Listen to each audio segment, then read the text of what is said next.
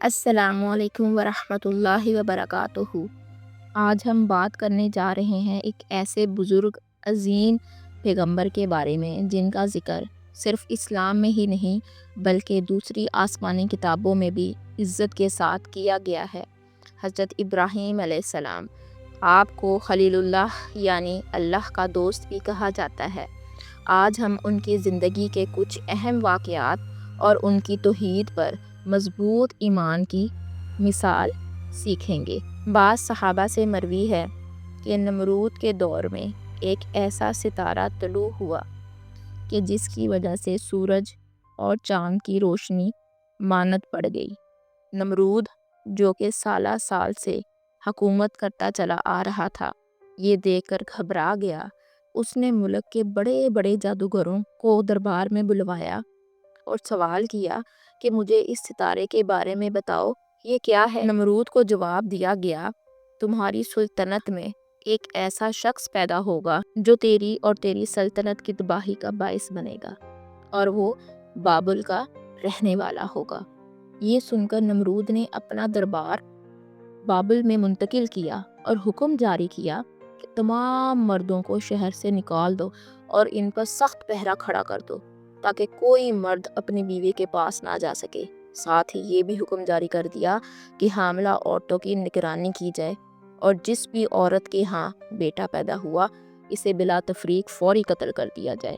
چنانچہ کڑی نگرانی کے دوران جتنے بھی لڑکے پیدا ہوتے انہیں قتل کر دیا جاتا۔ خدا کی کرنی ایسی ہوئی کہ اسے اچانک کسی کام کی وجہ سے واپس لوٹنا پڑا۔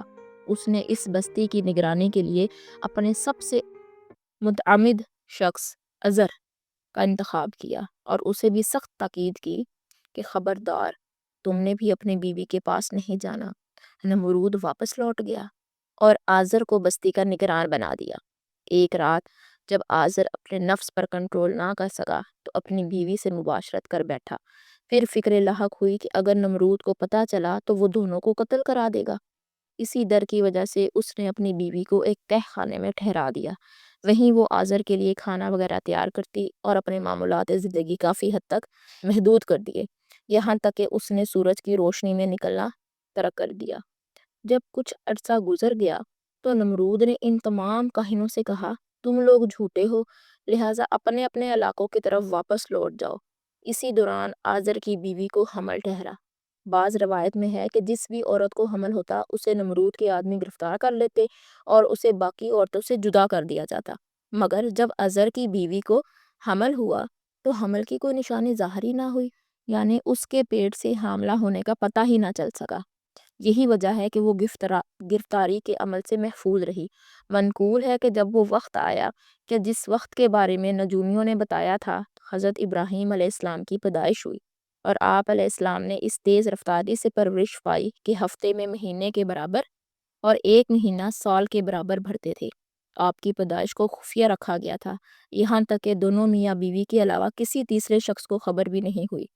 تاریخ تبری میں ہے کہ یوں وقت گزرتا رہا اور آپ تہ خانے میں پرورش پاتے رہے۔ زندگی کے ابتدائی ایام میں آپ نے باہر کی زندگی نہ دیکھی تھی، تاہم ایک دن آزر نے خود ہی اپنے دوستوں کو بتایا کہ یہ میرا بیٹا ہے جسے میں نے چھپا کر رکھا تھا اور مجھے خوف ہے کہ نمرود کہیں اس کو قتل نہ کر دے۔ انہوں نے جواب دیا، ہمیں ایسا کوئی اندیشہ نہیں، تم اسے لے آؤ۔ چنانچہ حضرت ابراہیم علیہ السلام جب پہلے دن تہ خانے کی فضا سے نکلے تو جس جانور کو دیکھتے ان کے متعلق سوال کرتے کہ یہ کیا ہے، انہوں نے کہا، یہ گائے ہیں، یہ بکریاں، بھیڑیں ہیں اور ان سے یہ کام لیے جاتے ہیں۔ حضرت ابراہیم علیہ السلام نے جواب سن کر ارشاد فرمایا، تب تو ضروری ہے کہ ان سب کا کوئی پیدا کرنے والا اور پالنے والا بھی ہوگا۔ ننھے ابراہیم علیہ السلام کی زبانی یہ الفاظ سنے تو لوگ حیرت زدہ رہ گئے۔ ایک اور روایت میں آتا ہے کہ آپ علیہ السلام رات کے وقت تہ خانے سے باہر نکلے تھے۔ آپ علیہ السلام نے آسمان کی طرف نگاہ اٹھائی تو سب سے پہلے ستارے نظر آئے اور ستاروں میں مشتری ستارہ سب سے زیادہ چمک رہا تھا۔ آپ نے فرمایا، یہ میرا رب ہے۔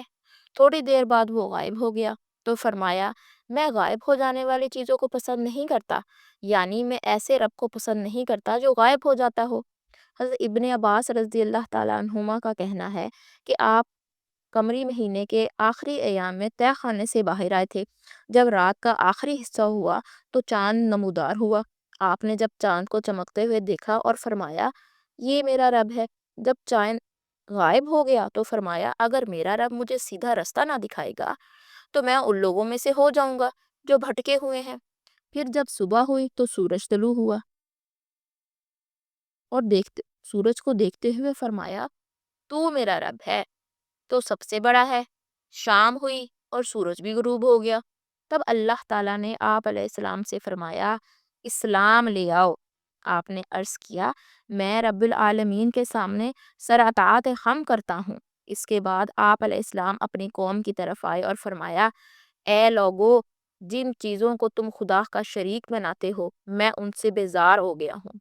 اس تمام عرصے میں نمرود اور اس کے حواریوں کو خبر بھی نہ گزری کہ جس کی آمد کو روکنے کے لیے انہوں نے اتنے جتن کیے تھے وہ دنیا میں آ کے ان کے جھوٹے خداؤں پر جھپٹنے کو تیار ہو گیا۔ چنانچہ اس کافی عرصے بعد ہی مشہور واقعہ پیش آیا کہ جب آپ نے کلہاڑے کے وار سے بتوں کو پاش پاش کیا جس کی وجہ سے نمرود نے آپ کو جلانے کے لیے آگ میں ڈلوا دیا۔